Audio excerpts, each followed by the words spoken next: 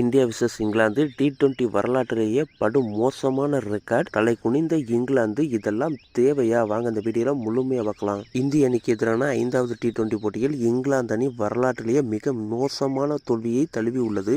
இந்த போட்டியில் முதலில் பேட்டிங் செய்த இந்திய அணி 20 ஓவர்களில் 9 விக்கெட் இழப்பிற்கு 247 ரன்களை எடுத்தது. 248 ரன்கள் என்ற இம்மாலய இலக்கை நோக்கி ஆடிய இங்கிலாந்து அணி 10.3 ஓவர்களில் 97 ரன்கள் மட்டுமே எடுத்தது. அனைத்து விக்கெட்டுகளும் இழந்தது. இதன் மூலம் இந்திய அணி 150 ரன்கள் வித்தியாசத்தில் பிரம்மாண்ட வெற்றியை பெற்றது. இது இங்கிலாந்து அணியின் கிரிக்கெட் வரலாற்றிலேயே மோசமான T20 தோல்வியாகும். அதே சமயம் இந்திய அணிக்கு இது இரண்டாவது மிகப்பெரிய வெற்றியாகும். முன்னதாக 2023ஆம் ஆண்டு நியூசிலாந்து அணிக்கு எதிரான T20 போட்டியில் இந்திய அணி 168 ரன்கள் வித்தியாசத்தில் வெற்றி பெற்றிருந்தது. அதுவே இந்திய அணி அதிக வித்தியாசத்தில் வெற்றி பெற்ற T20 வெற்றியாகும். இங்கிலாந்து அணி இந்த மோசமான தோல்வியை அடைய பேட்டிங்கில் அந்த அணியின் அணுகுமுறையே மோசமாக இருந்ததுதான் காரணம் என்று கூறுகிறார்கள். இந்த 5வது T20 போட்டியில் இந்திய அணி 248 ரன்களை இலக்காக நிர்ணயித்த நிலையில் இங்கிலாந்து அணி அதை அவசர கதியில் எட்ட முயற்சி செய்தது. அந்த அணியின் துவக்க வீரர் பில் சால்ட் மட்டுமே அதிரடியாக ஆடி 23 பந்துகளில் 55 ரன்கள் சேர்த்தார். மற்ற பேட்ஸ்மேன்கள் அனைவரும் சொற்ப ரன்களில் ஆட்டமிழந்தனர்.